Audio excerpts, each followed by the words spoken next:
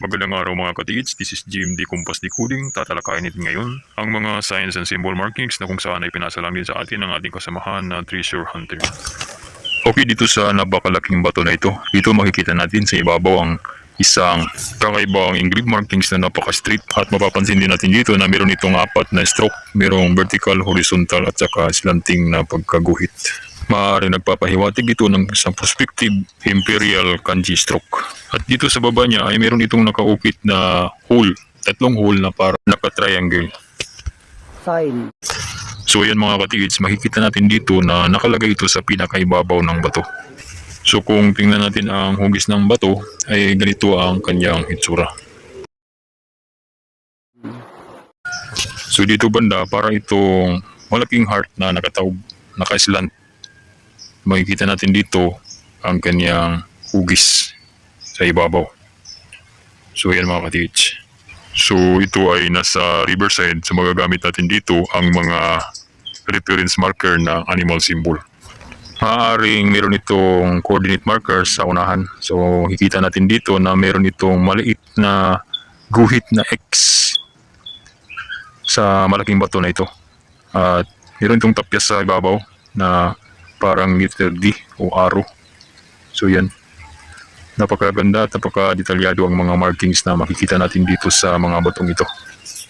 So ating tingnan dito mga katiits ang isang malayong kuha ng malaking bato kung mayroong posibleng animal abstract sa isang bato. Alright, dito makikita natin na meron itong napakalaging bato at meron itong katabing maliit na bato. Maaaring ang malaking bato na ito ay ginawang katawan ng isang animal symbol at itong maliit na batong ito ay ginawang ulo.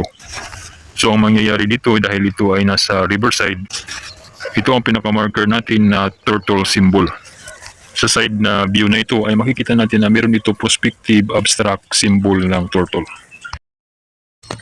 Alright, dito sa portion na ito mga katiits, maaaring ito yung pinakababa at dito sa side naman na ito, ito yung pinaka-ibabaw niya.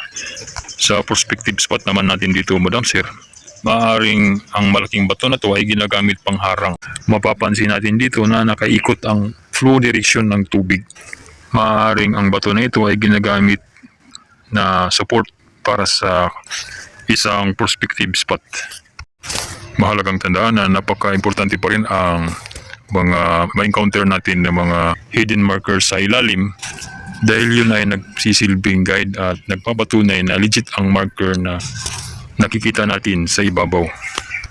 Sa ating paglalakbay sa buhay, mahalaga na unahin natin ang kaharian ng Diyos. Sa lahat ng mga pagsubok at pangangailangan natin, dapat nating alalahanin na ang Panginoon ay nasa ating tabi, handang tumutulong at magbigay ng biyaya. Ayon sa Matthew 6:33, sinabi ni Jesus, hanapin ninyo muna ang kaharian ng Diyos at ang kanyang katuwiran, at ang lahat ng ito'y daragdag sa inyo. Kaya't huwag tayong mawala ng pag-asa at patuloy na magtiwala sa Panginoon, sapagkat siya ang ating gabay at tagapagligtas sa lahat ng oras. Walang imposible sa Panginoon kapag tapat lang tayo sa Kanya. Mas alam niya yung mga pangangailangan natin at yung mga ikabubuti para sa atin. Surrender natin lahat sa Kanya. Repent, hingi tayo ng tawad sa Kanya at sa ating kapwa. At mahalin natin ating kaaway. Mahalin natin ang salita ng Diyos. Para kung ano ang hinihingi natin ay dinggin ang ating mga hinihiling. Okay, mahalagang tandaan mga katiits na ito ay isang initial decoding lamang. Maaaring magbabago ito sa actual na remapping. Thank you for watching and good luck po sa ating mga project. Ingat po tayo palagi. Lagi po tayo magdasal. God bless po.